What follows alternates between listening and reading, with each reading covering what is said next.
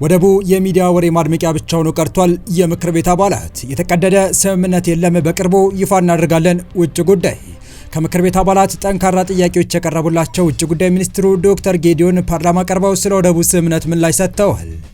ህወሓትን ትጥቅ የማስፈታት ስራ እንዲቆም ተደረገ። ከውሳኔው ጀርባ የጠቅላይ ሚኒስትር አብይና ጀነራል ታደሰ ወረደ ስም አብሮ እየተነሳ ነው። ሳውዲ አረቢያና ኤምሬትስ ከባድ ወታደራዊ ፍጥጫ ውስጥ ገቡ። ክስተቱ መካከለኛው ምስራቅና ቀይ ባህር ላይ ከባድ ውጥረት ያነገሰ ሲሆን በኢትዮጵያ የባህር በር ፍለጋ ጉዞ ላይም እንቅፋት እንዳይፈጥር ተሰግቷል።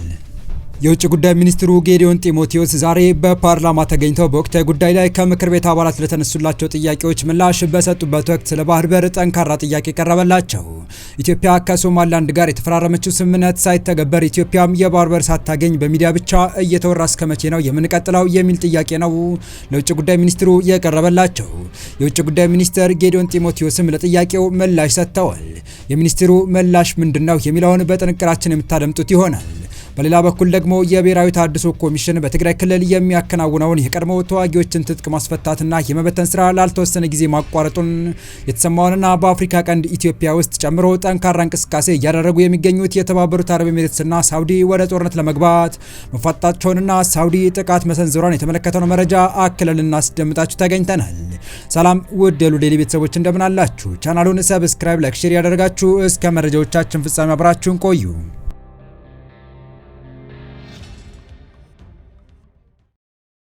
ኢትዮጵያ የባህር በር እንድታገኝ ከሶማሊላንድ ጋር የተዋዋላቸው ስምምነቶች ሳይተገበሩ አገሪቱም የባህር በር ሳታገኝ በሚዲያ ብቻ እየተወራ የሚኖረው እስከ መቼ ነው የሚል ጥያቄ ከምክር ቤት አባል ቀረበ። የውጭ ጉዳይ ሚኒስትሩ በበኩላቸው የባህር በር ጥያቄ የረጅም ጊዜ እይታ ያስፈልገዋል፣ የማሳመን ስራ እየተሰራ ነው ሲሉ መልሰዋል። የምክር ቤት አባሉ አበባው ደሳለው የኢትዮጵያ የባህር በር ጥያቄ አጀንዳ ብቻ ሆኖ የሚቆየው እስከ መቼ ነው ብለው የጠየቁት የውጭ ጉዳይ ሚኒስትሩ ጌዲዮን ጢሞቴዎስ ዛሬ በፓርላማ ተገኝተው በወቅታዊ ጉዳይ ላይ ከምክር ቤት አባላት ለተነሱላቸው ጥያቄዎች ምላሽ በሰጡበት ወቅት ነው። የምክር ቤቱ አባሉ በፈረንጆች 2024 ጠቅላይ ሚኒስትር አብይ አህመድና በሶማሊላንድ የወቅቱ ፕሬዝዳንት ሙሴ ቢሂ መካከል የመግባባት ስምምነት መፈረሙን አስታውሰዋል። ነገር ግን የባህር በር ማግኘታችንን ሳይነገረን እኛም ለሶማሊላንድ እውቅና ሳንሰጥ እስራኤል ለመጀመሪያ ጊዜ የአገርነት እውቅና ሰጥታለች። ኢትዮጵያ እውቅና በመስጠት ሁለተኛዋ አገር ትሆን ይሆን ሲሉ ጠይቀዋል።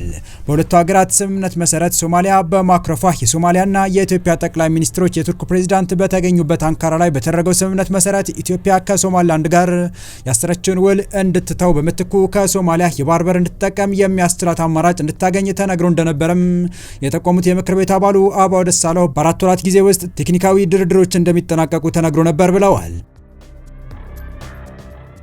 ነገር ግን ከሶማሊያ ጋር ያን ስምምነት ሆነ ከሶማሊላንድ ጋር ያለንን ውል አንዳቸውን በእጃችን ሳናስገባ ሌሎች ሀገራት ስምምነት ማድረጋቸውን ቀጥለዋል ሲሉም እንደራሴው አስረድተዋል። የኢትዮጵያ ስጋት የሆነችው ግብጽ ከሶማሊያ ጋር ወታደራዊ ስምምነት እንዲሁም ከጅቡቲ ጋር ደግሞ በቅርቡ የወደብ ስምምነት በተመሳሳይ ከኤርትራ ጋርም ውል ማድረጓን አስታውሰው እኛስ ከአንዳቸው ሀገራት ጋር የተጨበጠ ወደብ ሳናገኝ በሚዲያ ብቻ እያወራን የበይ ተመልካች ሆነን የምኖረው እስከ መቼ ነው ሲሉ ጠይቀዋል። ለጥያቄው ምላሽ የሰጡት የውጭ ጉዳይ ሚኒስትር ጌዲዮን ጢሞቴዎስ ኢትዮጵያ ከቀይ ባህር ያላት ግንኙነት ትስስር ስትራቴጂካዊ የሆነ የረጅም ጊዜ ጥቅማችንን ታሳቢ ያደረገ ነው ብለዋል። ለ3 አስርት ዓመታት የነበርንበትን ሁኔታ ታውቃላችሁ ያሉት ሚኒስትሩ ይህን ለመቀልበስ እንዲሁም ለመስተካከል የረጅም ጊዜ እይታ ያስፈልጋል ሲሉ መልሰዋል። ይህ ጉዳይ የሩብ ዓመት ግብ ሳይሆን ስትራቴጂክ የሆነ ከትውልድ ትውልድ የሚሸጋገር የአገር ግብ ነው ያሉት ሚኒስትሩ በዚህ ዙሪያ የተጀመሩ ስራዎች ተጠናክረው ቀጥለዋል ብለዋል። የኢትዮጵያን አቋም ፍላጎት ለማስረዳት በተለያዩ መድረኮች ጠቅላይ ሚኒስትሩ ጨምሮ ጥረት እያደረጉ መሆናቸውን ሚኒስትር ጌዲዮን ተናግረዋል። የሀገሪቱ ፍላጎትና ግብ ምንድነው የሚለው ለዓለም ማስረዳት ችለናልን ብለዋል። ሚኒስትር ጌዲዮን በፓርላማ በቀረቡበት ወቅት ኢትዮጵያ አሁን ከጎረቤት ሀገራት ጋር ያላት ግንኙነት ምን መሳይ ነው የሚል ጥያቄም ከእንደራሴዎች ቀርቦላቸዋል። ኢትዮጵያ ከጎረቤት ሀገራት ጋር ያላት ግንኙነት መልካም የሚባል ቢሆንም በቀጠናው ባሉ ሀገራት ያለው የእርስ በርስ ግጭት ግን በግንኙነቶች ላይ አሉታዊ ተጽዕኖ ማሳደሩን የውጭ ጉዳይ ሚኒስትሩ ተናግረዋል። ከአብዛኞቹ ጎረቤቶቻችን ጋር ያለን ግንኙነት ጠቅለል ባለመልኩ መልካም የሚባል ነው፣ በአብዛኞቹ ጉዳዮች ላይም ተግባብተን በጋራ የምንሰራ ነን ሲሉ መልሰዋል። ይህ እንደተጠበቀ ሆኖ በቀጠናችን ያሉ ግጭቶች በአንዳንድ ሀገሮች ውስጥ ያሉ የእርስ በርስ ግጭቶች በቀጠናው ሰላምና መረጋጋት ላይ በአጠቃላይ ከኛ ጋር ብቻ ሳይሆን በቀጠናው ባሉ ሀገራት እርስ በርስ ግንኙነት ላይ የሚያጠላው ጥላ አለ ብለዋል።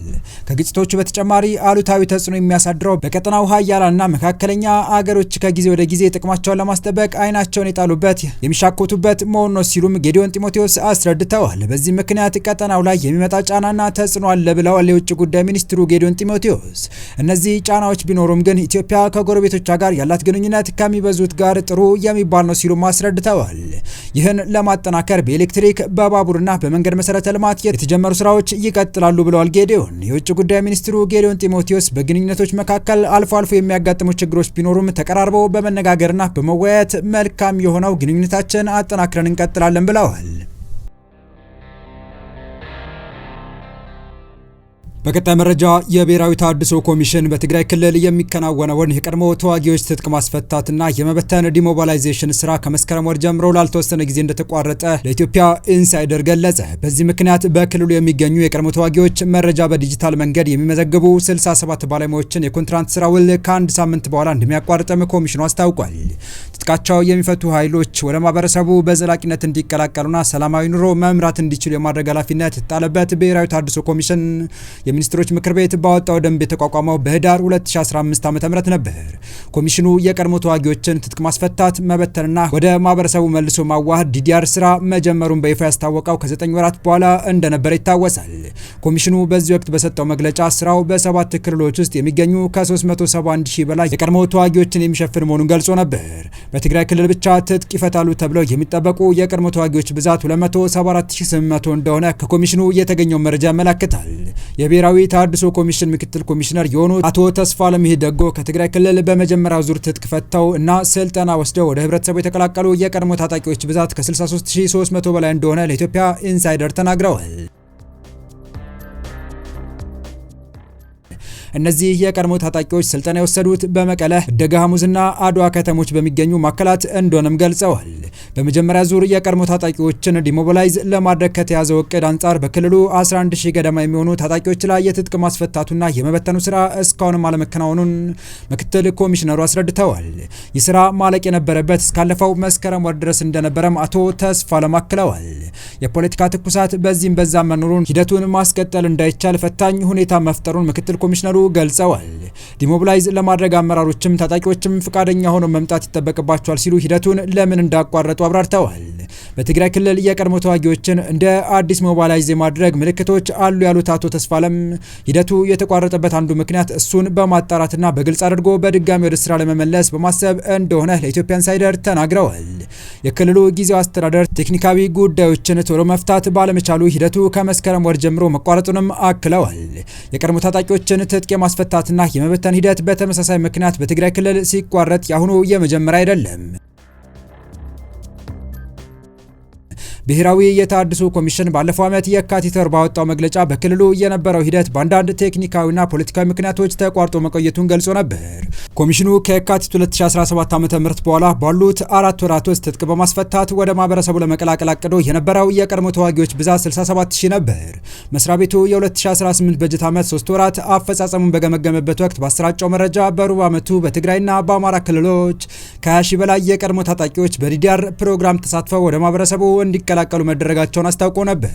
ኮሚሽኑ የባለሙያዎቹን የስራው ላይ ማቋረጥ ውሳኔ ላይ ደረሰው ያለ ስራ ደሞዝ መክፈል የፋይናንስ ተጽዕኖ ስለሚኖረው እንደሆነ አቶ ተስፋለም ተናግረዋል። ኮሚሽኑ እስካሁን በሀገሪቱ ላከናወነው የዲዲአር ስራ 6.7 ቢሊዮን ብር ወጪ ማድረጉን የገለጹት ምክትል ኮሚሽኑ ገንዘቡ የተገኘው በተባበሩት መንግስታት የልማት ድርጅት በኩል ባሉ ለጋሽ ሀገራት መሆኑን አመላክተዋል። ከዚህ በተጨማሪ የፌዴራል መንግስት ለአልባሳት፣ ለቀለብና ለስልጠናና ለሌሎች ወጪዎች የሚውል 2 ቢሊዮን ብር ወጪ እንዳደረገም አቶ ተስፋለም አክለዋል። እያንዳንዱ የቀድሞ ተዋጊ ወደ ህብረተሰቡ ሲቀላቀል 9400 ብር ወደ ባንክ ሂሳቡ ቁጥር ገቢ እንደሚደረግም አስረድተዋል። በትግራይ ክልል የቀድሞ ታጣቂዎች ላለፈው አንድ ዓመት በዲጂታል መንገድ ሲመዘግቡ የነበሩት ባለሙያዎች ቁጥር 67 እንደሆነ ከኮሚሽኑ የተገኘው መረጃ ያመለክታል።